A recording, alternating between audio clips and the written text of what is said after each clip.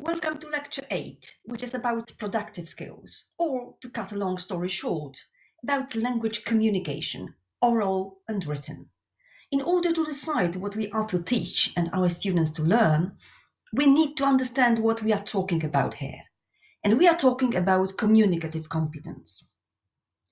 There are various models of this competence. I'll use one of the newest to explain what it is about. To start with, being communicatively competent is about being able to produce language accurately, meaning without error, on a certain level of complexity, using words like likable, pleasant, friendly to replace the omnipresent nice, as well as being able to do all this fluently without too much annoying hesitation. This will come from one's knowledge of language, words and grammar, or lexis, as well as different discourses and registers, formal, informal, regional. It will also require core speaking skills such as speaking conversationally or speaking for presentation. And knowing different strategies like circumlocution, for example, description, if we cannot remember a given word. It will require some detachment and reflection, which come as we automatize our language production. All this results from a well-designed course to teach all this.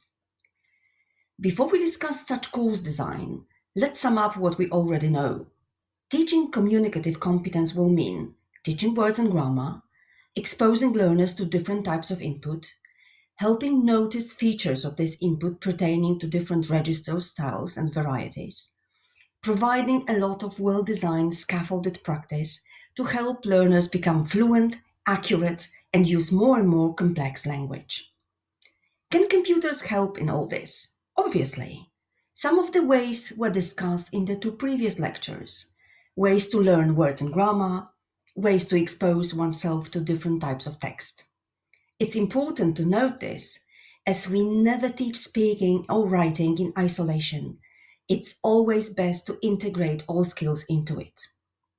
At the same time, it's good to remember that we don't teach words, grammar, reading or listening separately either. Input alone is not enough. To learn a language, just like learning to say swim or ride a bike, one needs to practice. And there is theoretical backup for all this. As for the methods of organizing learning activities, let me tell you a success story about teaching speaking. The methods I'll describe were devised and implemented by a former student and a current colleague of mine, Anna Dziura. Her story begins in November 2012, when she got a class in their last year of grammar school, preparing for the school leaving exam called Matura in Polish. They were 11 students, and their speaking skills were very, very poor. The remedial treatment designed consisted of several steps. A pro training, during which the students' digital skills were developed, well, they were to learn with new technologies after all. Exposure to input, in their case scaffolded listening, and finally scaffolded speaking activities. By scaffolded, I mean that the teacher gradually increased the difficulty of the tasks and provided support. They started at very easy listening tasks, one-sentence dictations in which the pace of the recording could be slowed down. Then they used online listening materials on different levels, so that every student could go up or down on the proficiency scale depending on his or her current level. Then speaking was introduced. The students started by recording short answers to simple questions and emailing them to the teacher using a simple app called Vocaroo. Then they used another app, Photobabble, now unavailable but easily replaceable with Google Drive or Podomatic, to upload pictures, describe them, and share with others for feedback, the teacher included. Finally, they proceeded to discussions using an audio discussion forum called VoiceThread. Let's look at the gradual increase of difficulty of the tasks. Easy listening plus dictation led to regular listening with the possibility to adjust level and self-increased difficulty, which led to speaking.